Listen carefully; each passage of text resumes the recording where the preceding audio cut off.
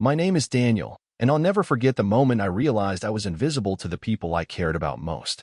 It was my first Thanksgiving dinner after marrying Emily, and I sat at the head of a long oak table surrounded by her family, grandparents, aunts and uncles, cousins, and her parents, all staring past me as if I didn't exist. Plates were passed, glasses were filled, and laughter rang out, but I might as well have been a ghost. I had met Emily in college, a scholarship kid with a part-time job and big dreams. She was the daughter of suburban privilege, raised in a beautiful house with every comfort I'd only ever read about. But she treated me like an equal from the start.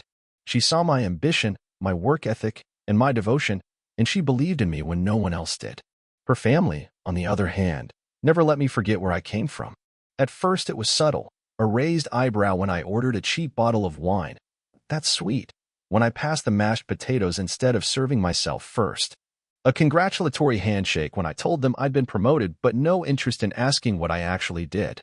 They asked Emily endless questions about her job, her plans, her childhood, but they never asked me anything. I tried to laugh it off, to join their jokes, to find my place in the easy banter, but they kept glancing at each other like I was a footnote in their celebration. Over the years, I built a business from the ground up. I started a small tech consultancy in our spare bedroom.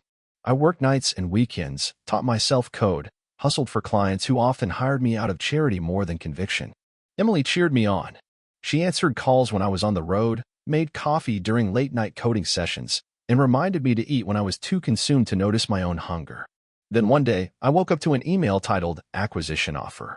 A multi-million-dollar firm wanted to buy my company. That moment changed everything. I signed the deal, took the check, and watched the balance in my account click over into numbers I never imagined. I felt a surge of pride, gratitude, and relief. But I also felt a tremor of fear because I knew what came next. The next Thanksgiving, I arrived to find a different table. The same oak slab, the same china, but the energy was colder. I sat down, and for the first time, I noticed the folded copy of our prenuptial agreement at the center of the plates, as if it were a place card reserved just for me. My in-laws cleared their throats every time I passed it. My father-in-law said, "We need to discuss this," and my mother-in-law pursed her lips and nodded. I realized then that they saw me differently now, not as the quiet dreamer who'd married their daughter, but as the man with money they'd never expected. When I'd been powerless, I was amusing. When I hadn't been sure I'd succeed, I was unthreatening. Now that I owned a fortune, they wanted to erase the words I and Emily had signed years before, the document that protected both of us, and turn me into a silent ATM. I didn't speak. I watched as they debated among themselves, using polite language that barely hid their contempt. We just want what's fair. Maybe it's time to revisit the terms. Your daughter gave up so much. None of them looked at me. They looked at Emily, expecting her to pressure me. She looked back at me, her eyes pleading for some sign of panic or compromise. But I felt none. I felt a cold clarity settle in my bones. I remembered every shrug, every dismissive glance, every moment I'd been made to feel like nothing. And I remembered the nights I'd spent building something out of nothing, believing that someday I'd be seen. That evening, I made one move that changed everything. I reached into my suit pocket, pulled out an embossed envelope, and slid it across the table to my mother-in-law. She looked at the seal, our initials intertwined, and frowned. I said, "This is a gift," and watched her face go pale. Inside the envelope was a letter I'd written to her and her husband. A letter that I knew would leave them speechless. I had amended the prenuptial agreement overnight. I had added a clause granting me, as the spouse who built a business under our roof, full ownership and control of anything I created, and no possibility of contestation. I had waived our right to try to dilute or remove that clause, even if Emily and I later agreed to do so. The signature page bore my scrawl, Emily's signature in platinum ink, and the notary's seal. My mother-in-law's hand shook as she picked up the letter. My father-in-law looked at me, mouth open, as if he'd just realized he'd been speaking to an empty chair.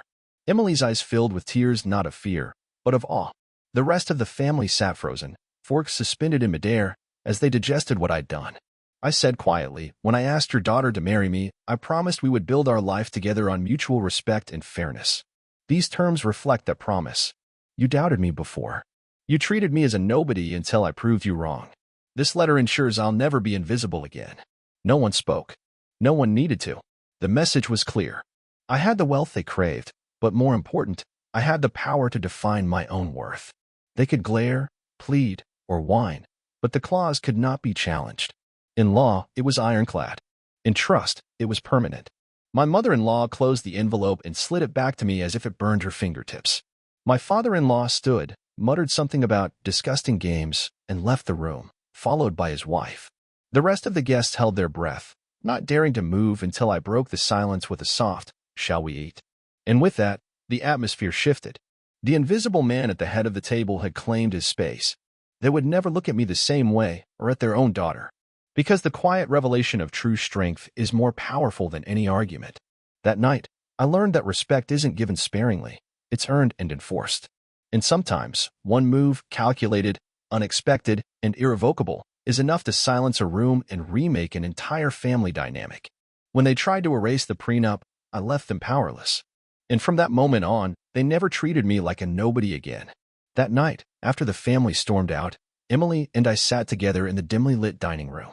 The candles flickered as we cleared plates, but neither of us spoke.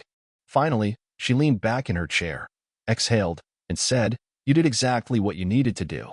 Her voice was soft, relieved, but I heard something else, pride. Not in me, but in us. Over the next morning's coffee, we talked through what had happened and what came next. The prenup amendment had guaranteed my control over anything I built, but it had also exposed a deeper truth to Emily's family, that I would not be intimidated or erased. They would need to treat me as an equal, or risk losing access to my goodwill entirely. Her parents didn't reach out for a day. Then, mid-afternoon, I got a brief text from my father-in-law. "Let's talk." I replied, "I'll be home by 6. No location. He knew where to find me. That evening, he and my mother-in-law arrived without apology.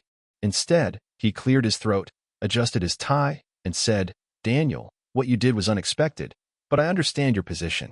His eyes flicked to Emily. "We overstepped?" My mother-in-law nodded, shoulders hunched. "We acted out of concern for Emily," she began, voice shaky. "We thought the prenup unfairly favored you at her expense." She paused. "But we see now you both agreed to it. And I'm sorry we doubted your judgment." I watched them closely. Their faces were tight with discomfort, but I sensed honesty in their words. I replied, "I built this business with Emily's support, sacrifices you rarely saw. We insisted on a prenup to protect us both. I let that hang. I hope you can respect that." They did. Not immediately, but by the end of the hour, the atmosphere had softened. We didn't toast or hug. It wasn't that kind of moment. But there was a new equilibrium. They treated me with cautious respect, asking about the business, complimenting Emily's role, even suggesting future family events they wanted me to plan. Word spread through the extended family in the weeks that followed. Invitations resumed. Less awkward smiles at gatherings. Genuine questions about my work that replaced the old condescending glances. A few of Emily's cousins even forwarded LinkedIn posts about my company acquisition, congratulating me and asking how I could help them in their startups. I hadn't anticipated that. I'd expected grudging acceptance, not warmth. But power rebalances relationships in ways people don't always recognize. At home, Emily and I settled into a new routine. I delegated more of the business's day-to-day, trusting my team to handle clients, and carved out dedicated evenings for us. We cooked together, planned vacations, and talked about the future beyond financial success, philanthropy, mentorship, maybe even a family foundation. I wanted her family to see that money wasn't the end goal. Impact was. One Saturday, Emily's parents invited us to lunch at their house. I arrived early and found her mother in the kitchen, slicing lemons for iced tea. We exchanged a quiet nod. She gestured to the counter. "Daniel, would you mind showing me how you that press release format? I'd like to start a monthly family newsletter." I smiled. Of course. They were weaving me in, subtly, deliberately, turning me from in-law with a prenup to family member with valuable skills. It wasn't exactly the warm embrace I might have wanted, but it was better than invisibility. Meanwhile, I continued to refine the prenup clause. I added a side letter with Emily's approval. In the event of any dispute, both of us would submit to binding arbitration with a neutral third party and no litigation in court. That protected our privacy and avoided ugly public battles. I didn't broadcast that addition. I simply filed it, notified our attorney, and informed Emily. It was part of ensuring our marriage and our assets remained ours alone, free from outside meddling. In business, I used my newfound leverage to shift priorities. I relaunched our client referral program, inviting Emily's family network to join. I offered a charity match on any new business they brought, turning social introductions into philanthropic wins. Suddenly, the aide who once fixed our coffee machine was leveraging family connections to land speaking engagements. Amy, Emily's cousin, posted about my company's internship program, and within days I had applications from bright young family members eager to learn. I wasn't doing it to prove a point. I was doing it because I believed in building bridges, not walls. And the old guard had spent years building walls around me. A few months later, at the next family reunion, I delivered the keynote for the afternoon's workshop, a session on entrepreneurship and financial empowerment. As I spoke, I saw my in-laws in the front row, leaning forward, nodding, taking notes. They weren't just listening, they were engaged. Afterward, several relatives approached me, thanking me and asking for advice on everything from real estate to investing. That night, Emily whispered, "You've changed everything." I smiled, thinking back to the head of the Thanksgiving table, invisible and dismissed. "We did," I said. "We changed how they see us." And that was the sweetest outcome of all. Not the money, not the prenup, but the respect earned through generosity and competence, enforced by a clause that couldn't be ignored. Family ties remained, but the power dynamic shifted. I learned that influence isn't just about contracts, it's about leverage paired with integrity. Of course, there were stray comments, an aunt complaining that the newsletter was too frequent, and uncle grumbling about the arbitration clause. But they were polite grumbles. And when those voices rose, I let Emily handle them, reminding relatives that we were a team. She'd flash that proud smile of hers, and they'd back down. By the end of the year, Emily's family asked me to sit on the board of their charitable foundation, a role they'd never considered me for before. I accepted, drafted bylaws, and proposed a matching grant program to support rural education, one of the causes Emily's grandmother cared about. They approved it unanimously. As I signed the foundation's official documents, I realized how far we'd come. From being the silent partner at the head of the table to being a respected leader in the family's philanthropic efforts, it was more than I'd ever hoped for. I still have that embossed envelope, tucked away in a safe. I'll never need it again. Its power lies not in its words, but in the message it sent, that I would not be silenced, erased, or undermined. And when you stand your ground calmly, decisively, with both legal backing and genuine goodwill, you can shift entire family dynamics in one move and build something stronger in its wake. That winter, business slowed, but our lives felt fuller than ever. The glowing embers of the Thanksgiving showdown had settled into a steady warmth, one that neither distance nor disagreement could extinguish. I spent mornings in my home office drafting proposals and afternoons coaxing ideas out of my team. Evenings were for Emily, cooking elaborate meals with fresh ingredients, taking long walks through our snow-dusted neighborhood, and talking until the candles burned low. One afternoon in January, I got a call from my old mentor, Marcus, who'd been the first person to invest in my consultancy when I was still coding from a shared desk in a co-working space. He'd sold his stake years ago, yet he remained my sounding board. He said, "I'm proud of you, Dan. You're not just scaling a company, you're setting a standard for how business and families should treat one another." Hearing that from him meant more than any contract or acquisition. It reminded me of who I had been, a scrappy kid with big dreams, willing to do whatever it took to succeed. But success alone wasn't enough. I wanted to uplift others, especially those who'd once doubted me. The prenup clause had secured my independence, but the work of building trust and respect was ongoing. That month, Emily and I hosted a small dinner party for a few close relatives and friends. We wanted to strike a balance between celebration and conversation. I invited Marcus and his wife, Linda, along with Emily's grandmother, who'd always held court during holiday feasts.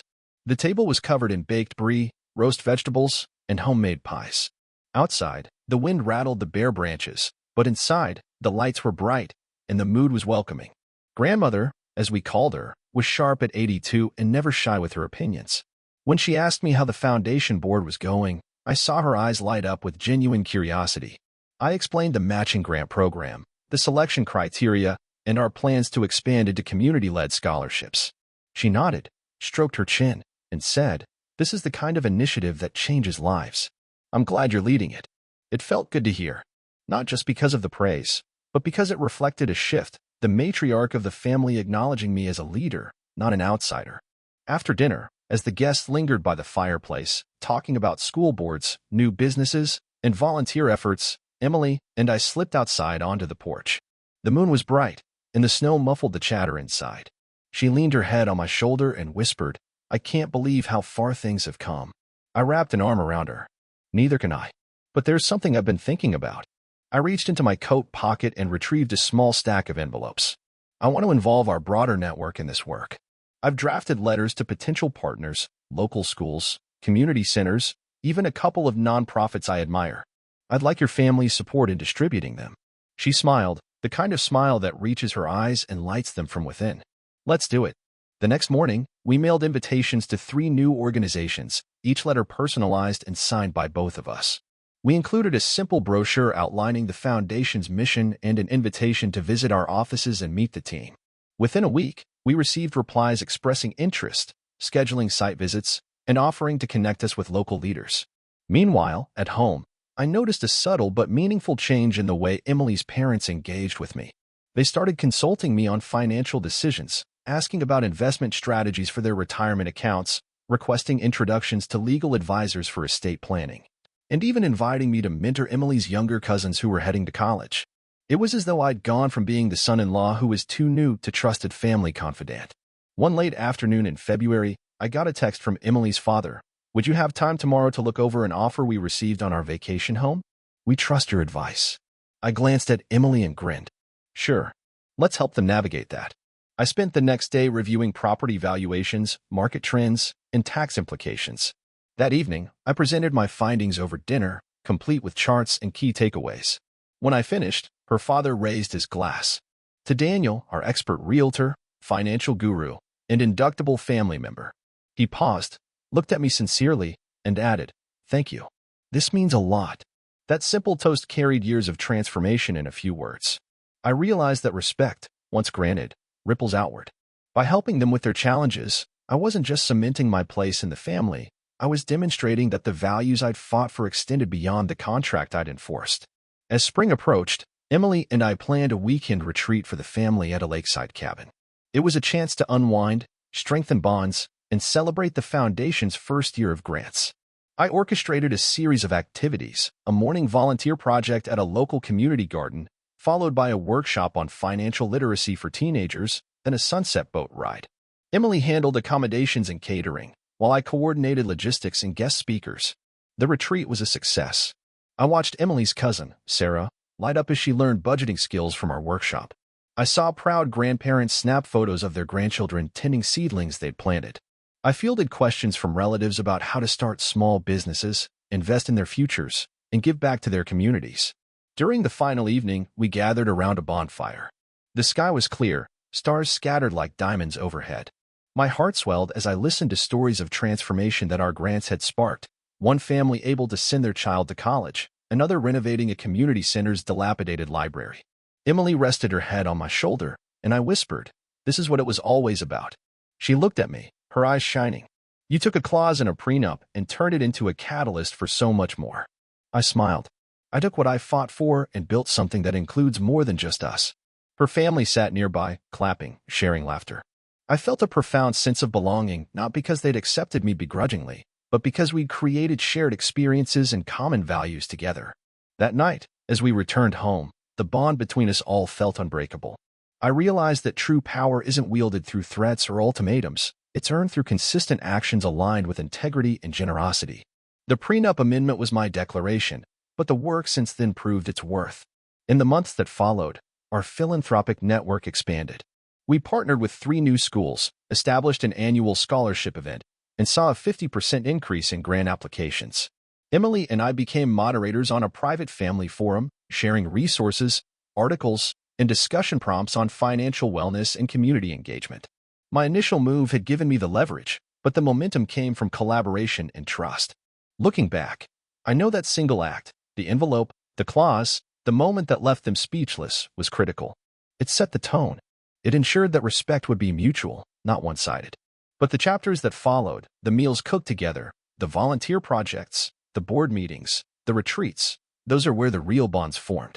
By the time summer rolled around, I wasn't just the son-in-law with the prenup. I was a partner, a leader, a mentor, and a friend. And in that transformation lay the finest revenge of all, turning suspicion into admiration, doubt into opportunity, and a cold legal document into the foundation of a loving, empowered family. In early summer, Emily's family invited us to their annual 4th of July celebration, a huge event they'd hosted at her parents' sprawling lake house for decades. Before, I'd always felt like an outsider there, the guy standing by the grill, politely nodding while her uncles and cousins talked shop about investments I wasn't qualified to have an opinion on. This year was different. When we arrived, the first thing I noticed was that the lawn was already set up for a small presentation. Folding chairs, a projector, and a banner that read, "Family Legacy, the next chapter." I exchanged a quick glance with Emily, who shrugged, clearly as curious as I was. After the barbecue and fireworks, everyone gathered on the lawn. Emily's father stood up, cleared his throat, and said, "Before we end tonight, we have an announcement. There's someone here who's changed the way our family does business, handles money, and takes care of each other. Someone who turned a difficult moment into an opportunity for growth." I felt my stomach flip as he looked straight at me. "Daniel, we'd like you to join our Family Legacy Council." A ripple of surprise ran through the crowd. This was the same council that had once made decisions without even telling me trust funds, investments, property sales, and now they were inviting me in front of everyone. I stood there, stunned for a second, then I saw Emily smiling at me like she'd known this was coming. I stepped forward and said, "Thank you. It means a lot to be asked. But if I'm going to accept, there's something you should all know." Silence. Every eye on me. When you tried to push me out, I fought back. Not just for me, for Emily, for our future, for the fairness we promised each other. That clause I added to the prenup wasn't about control. It was about respect. If I join this council, it will be with the same principle: transparency, respect, and the promise that no one in this family ever feels small or voiceless. It was the first time I'd said it that directly in front of them all, the truth that had been simmering under every polite smile and awkward silence for years. Emily's grandmother, who'd always been sharper than anyone else, laughed and clapped. "About time someone said it plainly," she said. The rest of the family followed suit, nodding, clapping, even cheering. After that night, the dynamic truly shifted. The next council meeting felt more like a roundtable than an old boys' club. I brought in spreadsheets, data, and real action plans for the foundation. We talked about new scholarships, expansion of our community garden partnerships, and a microloan program for local small businesses. Emily sat by my side, contributing her ideas, her parents nodding along for once, really listening to both of us. The more I leaned into my role, the more I realized my one move at that Thanksgiving table had been about far more than money. It forced this family, so comfortable with their old hierarchy, to look at themselves, their priorities, and how they treated people they claimed to care about. My standing up for myself set a standard. You can't just take from people without giving back, and you can't erase someone's worth when they've earned it. In the fall, we organized our first community gala under the family's new foundation banner. The event was a success. Hundreds of thousands raised for rural schools and food banks. Emily and I were the last to leave that night, locking up the rented hall, our cheeks flushed from champagne and laughter. On the ride home, she squeezed my hand and said, "You know, I think the best revenge wasn't making them sign anything. It was showing them how much better we all are when they can't control you." She was right.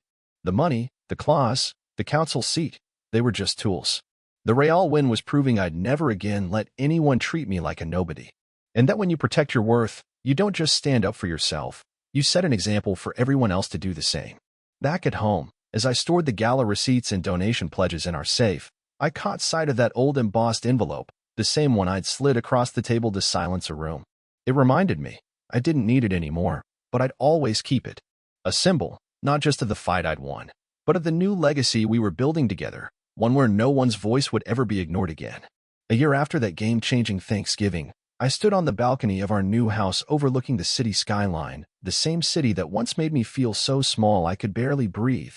It was late, and inside, Emily was curled up on the couch with a mug of tea, reading over the final draft of our foundation's annual report.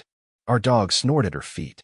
The glow through the windows made the whole place feel alive, like the warmth we'd always wanted but never quite had. I looked out over the twinkling lights and thought about how far we'd come. How a single piece of paper, an amended clause in a prenup, had been the first domino. Not because it gave me money, but because it forced everyone to see what they'd been ignoring, that I wasn't disposable, that I could be both generous and unmovable, that I could be kind but impossible to manipulate. The real power of that moment wasn't the silence it bought me in that dining room. It was the respect that grew from it.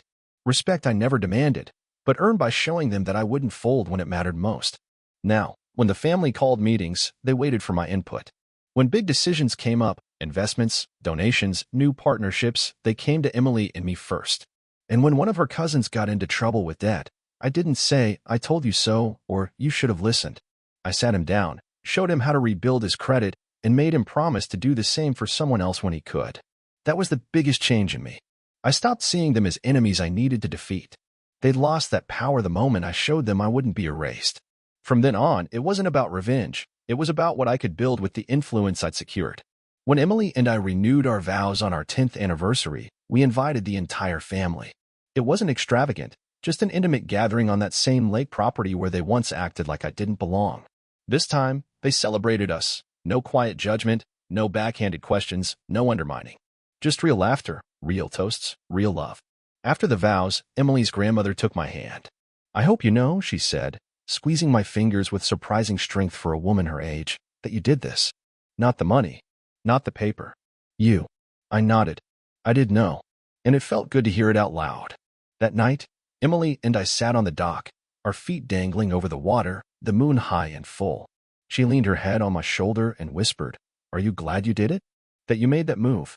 I thought about how small I'd felt all those years ago, how they'd overlooked me, talked over me, and expected me to just smile and accept it. How I'd nearly let them write my worth for me, until I decided to rewrite the story instead. "Yeah," I said, brushing my thumb over her wedding ring. "I'd do it all over again." Because the truth is, the sweetest revenge isn't making them pay. It's living so fully, so boldly, that they have no choice but to respect you. It's never letting them make you feel like a nobody again, not with money, not with guilt, not with empty threats. It's turning one silent moment into a life so loud with purpose and love that the people who once doubted you can't help but follow your lead. So I keep that envelope in a locked drawer, not because I'll ever need it again, but because it reminds me of the line I drew in the sand. The day I stopped asking to be seen and made sure I never could be ignored again.